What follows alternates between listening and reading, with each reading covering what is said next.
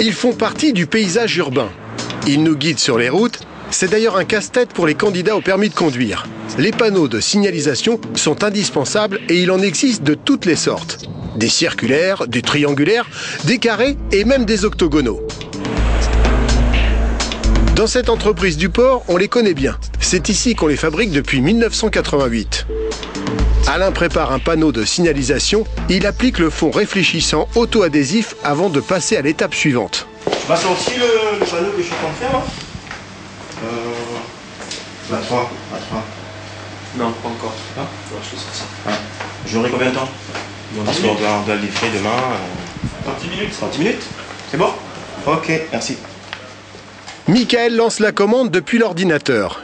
Et c'est sur cette machine qu'est dessiné et découpé le motif noir qui sera placé au centre du panneau.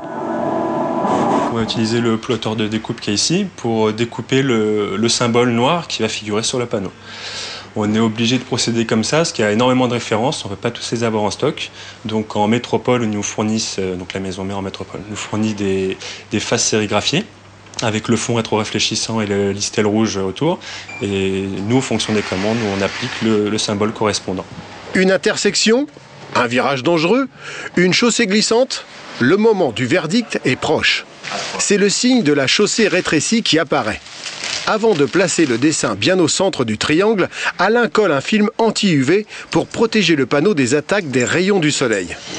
Quelques coups de roulette plus tard, c'est presque terminé. Si le travail est très manuel, rien n'est laissé au hasard. Ces panneaux appelés police sont extrêmement réglementés. Pas question d'improviser leur style. Et d'ailleurs, si vous prenez la peine de regarder au dos, vous y trouverez ceci. Le truc qu'il ne faut pas oublier, ne jamais oublier, ne pas vous faire engueuler, c'est cette étiquette-là. Ça, c'est très important. Ça représente le NF, le fond. Les panneaux de signalisation routière sont normés, ont des normes NF.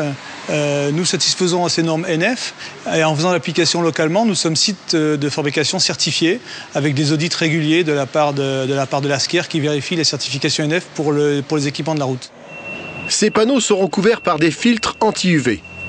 On peut aussi les protéger des graffitis. En 23 ans, l'entreprise a évolué. Son activité s'est étendue. On fabrique ici d'autres sortes de panneaux. On a commencé par faire des panneaux de signalisation routière et naturellement, lorsqu'on fait de la signalisation routière, on fait de la signalétique parce que les produits sont similaires, en tout cas sont joints. À partir du moment où on a le matériel pour faire de l'impression numérique, de faire de la découpe, que ce soit de support PVC ou de support alu, naturellement, on en vient à faire autre chose que des produits normés qui vont sur la route. Donc on fait beaucoup de signalétique intérieure, extérieure. Une partie, ce sont des produits qui sont des produits qui viennent de notre société mère et une partie sont des produits qui sont faits totalement ici localement. Et en matière de signalétique, les normes sont moins strictes. C'est plus le design qui compte. Pour indiquer un départ de sentier ou la direction du centre équestre, le client peut choisir sa forme, la couleur, le look de son panneau. C'est Michael qui crée l'adhésif selon la demande du client. Alors, dans un premier temps, on crée les fichiers suite aux maquettes qui nous sont envoyées par le client, qu'on fait valider par le client. Donc il y a un choix de typographie, de couleur. Une fois que c'est validé, on lance l'impression, suite à quoi les différentes impressions sont appliquées sur les supports qui seront posés par la suite. La méthode de fabrication est toujours la même. L'imprimante reproduit le modèle sur un papier adhésif. On le fixe sur le support adéquat, sans oublier de protéger le message des attaques du temps. Pour Patrice, la roulette, c'est la routine. Il a fait ses débuts dans cet atelier à la suite d'une formation professionnelle et il ne l'a plus quitté. J'étais à la repart et je voulais un boulot pareil, je voulais ça. Et je suis tombé dedans, je suis resté. Ça fait 22 ans que je bosse ici et je m'y plais. Je prends ma fiche. Et si avec le temps le catalogue des produits à fabriquer s'est étoffé, Patrice s'est adapté. Pas de formation, c'était au fur et à mesure. On a appris des trucs comme ça et à chaque fois il y avait d'autres produits, ça arrivait, on a appris sur le tas. Et voilà, on continue. C'est un travail manuel, on le disait, il demande de la précision et du soin. Des qualités que Patrice entretient durant son temps libre. Mais j'adore la décoration, j'adore la peinture, j'adore tout ça. Et tout ce qui touche le tuning et tout, j'adore ça. Voilà. Alain aussi connaît l'entreprise pratiquement depuis qu'elle a été créée. Sa dernière expérience en date, un déplacement à Mayotte durant 3 mois. Il a partagé le quotidien de ses 9 collègues mahorais. À La Réunion, son meilleur souvenir, c'est sans hésitation le chantier de la route des Tamarins. Vous vous amuserez à compter le nombre des panneaux qui jalonnent les 33 km de la route. Ils ont été fabriqués dans cet atelier. Une fierté qui se partage en famille. Ma gamin était petit, je disais toujours, tiens regarde, c'est papa qui a fabriqué ça. Là-haut, c'est un bonheur. C'est un bonheur. On dit, ah bien, c'est nous qui avons fabriqué. Par exemple, la route des Tamarins.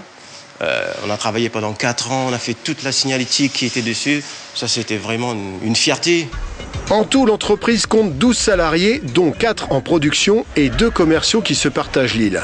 Ils doivent gérer un catalogue de références très large qui va bien au-delà de la signalisation. L'activité principale, c'est la signalisation routière.